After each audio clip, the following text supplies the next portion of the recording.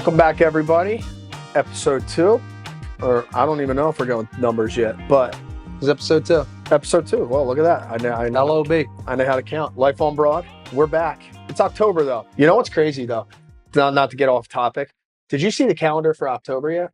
The sports calendar? Oh, my God. It's insane. It's like every single night. We'll pull it up there, pull it on the screen, but every single literally a game. And then the one night, 10-9, it's Birds, Phillies, and Flyers. So it's just October, we all know. It brings me back, October brings me back to Doctober. That's when I think the Red October-ness really started, Doc holiday days. But it's good to be here. I'm feeling a little crisp in the air, a little dew underneath. It feels the feet. good. It does. This is the best time of year by far. in Philadelphia. In our area, by far. For sure. Yeah. And the spring's nice, but the fall with like the weather and the sports is it's the best. I think. And you get the leaves changing. You know, the ocean's still warm in case you want to do go a to the little shore dip. You for can a go to the weekend. beach. You could sneak away a little sip. Well, it's October now, but so you can sneak in an October beach day. Yeah. You know, you never know. But it's a great season. Obviously, kids are going to fill themselves up with candy at the end. My daughter's already on her 4th Halloween costume discussion. My son is 8 years old and cool as now. Have they picked them yet? Yeah, I mean,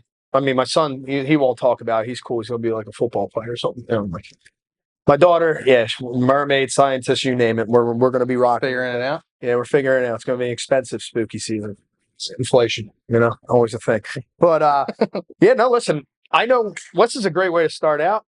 You're 4-0 Birds, right? And I think, what's great, Life on Broad, on ground reporters. Marco, you were in the scene. You were in Raymond James Stadium. I was down there. Hot as an MFer. So I was told I went down to the Eagles Pro Shop last week to grab a jersey because my Devonta Smith jersey got signed. So I was going to frame it in the rafter. So I had to go get another jersey. So I went down there and I ran into a guy who was from Tampa. Oh boy! But no, he's like a dude lives in Philly now, like cool dude. And he's like, yo, I'll tell you what. That stadium is the hottest place you can be in Tampa on a Sunday afternoon. He was not lying. Did you hit the pirate ship? The pirate ship was right there. It was. I mean, that stadium is a cool stadium. Is it really? Yeah, I like that stadium. I really don't like the Bucks. No, I mean it was. What I will say is the amount of Eagles fans down there was disrespectful. It was like it's South Florida. It was a home game. It really was a home. How many people do you know and we know that have moved to Tampa at any point in their life, or at least have been through a Tampa phase? And a lot of people traveled down. I had probably like 15, 20 people down there that I knew. Did you do an Airbnb or? Yeah, Airbnb. Tampa market. What are we seeing down there? It's a cool city. I like Tampa, honestly.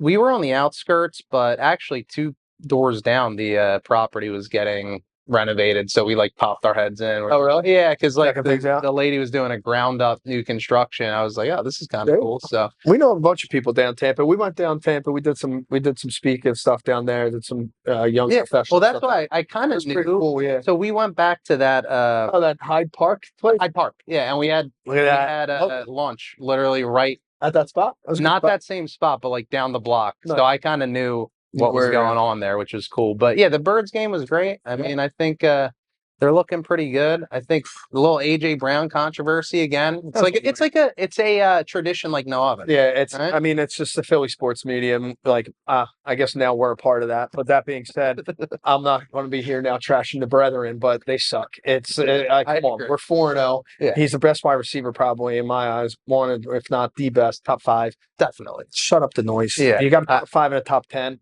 What the heck are you picking problems at? I agree. We're moving on. But let's give credit to where it's deserved. Our fucking special teams is rocking. They're rocking. That dude, I'm sorry for the F-bomb, but that guy needs to be a head coach. Liam Cohen down there in Jacksonville. You're canned. Watch out. I don't even know what his name is, but my boy, he's on the up and ups. He definitely is. It's some great stuff. And that's the culture of a good winning team. And then they find different ways to win too. Yeah, so it's like exactly. I think everyone always gets too overhyped on this little, like when you're talking about an AJ Brown tweet, everything's got to be going pretty good because like if not, they'd be talking about like the play.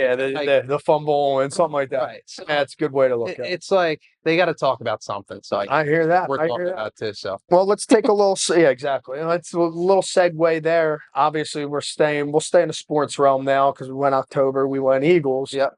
Obviously, this weekend we have our big company Rarity annual tailgate, 5th or 6th annual. Yep. Probably going to be another record setter. Look out for the fireworks. That's how you know you'll find us, or the drones. Just kidding. On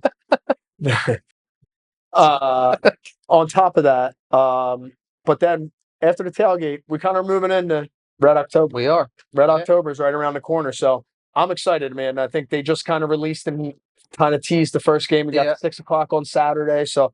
You're hitting fall with a nighttime game. It's going to be dark, or the sun will be going down. I don't even know what time that happens anymore these days, but it's going to be electric. It is. And then we got to wake up and go to the tailgate the next day. So we're either going to be cruising or we're looking for a pick me up for sure. This is the time of year where it just feels like you're in a blender of like every night, every day. There's don't say blender. You know what you meant to say. It feels like you're on a bender because there's a freaking game on every night. It's wild. It's like, crazy.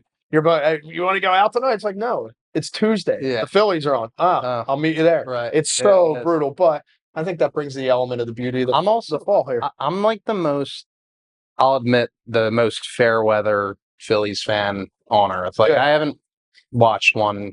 I mean, I went to maybe one game this season. You're probably 95% of the people. But, I get hyped up. Shop down there. I get hyped up in October. I'll still support the squad. But, you got to do what you got to do. I'll tell you. And this is the other thing too. And we always want to do this responsibly. But there's nothing better than putting $5 on a Schwarber, and Castellanos. Remember that? Oh yeah, I remember a few of those. And I'm looking forward to it. So listen. Red October, we're back. I know for a hopeful fact we'll be here talking about them in the next upcoming podcast too. So, yeah, man, listen, it's another great thing. And I think, listen, I'm the king of segues right now. Let's segue into the next one. Since we're staying now cold weather and we're talking fall fest, Cherry Street Pier coming up pretty soon. It opened up. That's right. It opened up this weekend. Cherry Street Pier right down the street.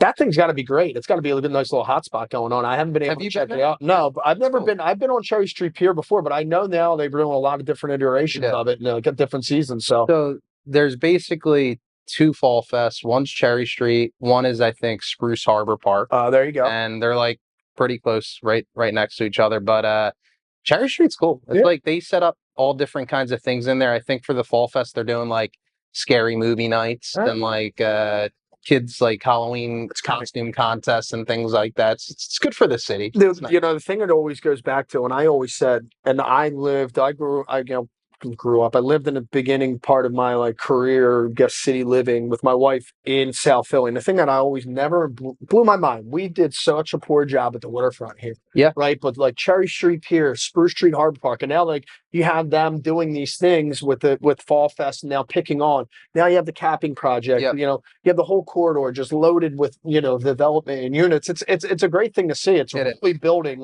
bringing all these city and seasonal traditions to Philly, which is ultimately, what else could you want as a resident? We might even talked about it last time, but Philly, the one thing they've always missed is the waterfront development, and now it's getting there, and it's exciting because there's new bars and restaurants that are going to pop up in Rivermark and all these other things that they're doing over there. It's exciting for the city. I think the signature of a lot of good cities is all the stuff they have on their waterfronts, and we are finally, hopefully, getting closer to that. Typically too, these Northeast or these, some of the large metro cities, I guess you would say, not many of them have, I guess majority, some of them have the waterfronts, but yeah, you're right. How you do the waterfront, it's just everybody wants to sit on the water. Mm-hmm. It's just if you have it, you got to use it. Yeah, you got to use it. We, for some reason, going back to our history, we're sitting in a building we're sitting in a building called the Rope Building, right? Yeah. This building was originally made, and it's right off of the Delaware River, and they used to make the manufacturing for the rope for the shipping industry. Yeah. So, it makes sense, but it's how funny it took for everything to kind of catch up. But listen, we're happy to be residents and, commercial, occupiers of buildings down here, and, it's good to see it. It is good to see it. Continuing to come up. But I guess so. Going into, we're talking about all the development on the river. Yeah. they came out and they're talking about that multifamily starts right now are pretty way down from where they were pre-pandemic. And I think we've seen a lot on the riverfront, but also into Northern Liberties on Spring Garden. There are all these really large commercial projects that are all starting to wrap up at the same time. Yeah. And it's definitely causing like a flood of inventory. So we were talking about it today. We were sitting with a bunch of the agents in the office doing a training, and what one of them were saying, one of my agents was saying was that like they haven't seen much multifamily sales business kind of slow up, and that stuff kind of makes sense because listen, you got higher interest rates, right? A lot of what our agents here are servicing are smaller multifamily owners, 1 to 4 unit buildings. We have, our guys and our girls here who do, much larger commercial things. But that being said, like what you're starting to see is exactly what I think you're saying. And what we think we're seeing is like that next step or that next phase, because now a lot of these units are starting to deliver. They're starting to develop. I mean, they're starting to put tenants in. I know obviously all the buildings around us, we're starting to get, parking is definitely getting tighter around here for sure. So I know we're feeling it. So it makes sense to start seeing that stuff pick back up as a lot of these projects get closed out. They hit the numbers they need to hit. And hey, listen, there come their businesses. If they don't build, they're not making money. So do you think more people are going to start breaking ground sooner? Do you think interest rates and construction costs are going to keep them from really? I think that's the stalemate that we're at. I think that's a stalemate across the country, right? Is like, we need more housing, but no one can afford to build it, and then there's a labor shortage in certain aspects, in certain ways. There's all sorts of different things that are, listen, combating. Exactly. And that's why it's an economy, it's the economy. It's just like, you kind of got to read the data and move on. But I think the thing is for us, I think what's good for us to also see in Philly is more development coming. Right. Because I know, like, we felt it, all these units coming, and then there was less. I mean, we sold a lot of these parcels to these big developments. And now they're all starting to get delivered. And I personally, that's one of the best things I love about working in the development side is seeing like things that we were involved with get put up. It's pretty cool. Yeah. I mean, I was speaking up in my high school on Tuesday, speaking to a bunch of knuckleheads up at Archbishop Ryan. Shout out to the alma mater.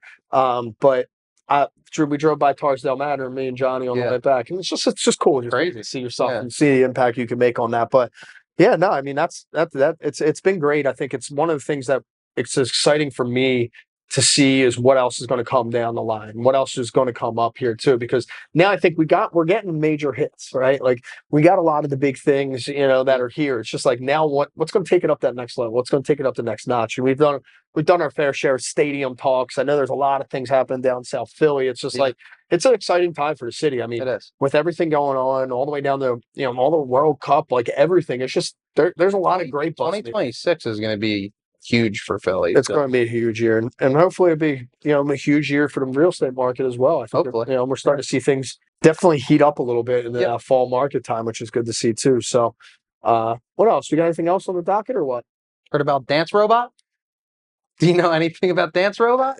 Listen, I don't know about Dance Robots, but I am going to talk about one thing about Dance Robots. Is for some reason everybody wants to bring dance robots to the tailgate, and I'm like, I don't think there's a dance robot need at the tailgate, but now they're opening a restaurant. So please, I know we got AI going on. I know all this, but fill me in. Why is everyone obsessed with dance robots? So this is the same guy who did Royal Izakaya. Okay. So he's got some swagger. All right. Some swagger. Not the robot I might be able to get behind. Never ate there, but people love this guy. Like he's won a James Beard Award for his sushi. I know. Yeah, I'm just not a raw fish type of cat. I do eat it, but I know is this isn't gonna be a sushi restaurant. The dance robots? Nope, we're not gonna have dance robots. Japanese comfort food. So it's actually gonna be like they said, like Wagyu roast beef and like all kind. Like it's gonna be like really good, like Japanese brunch and dinner, like but comfort food. So I'm curious to check it out. Where's that opening up at?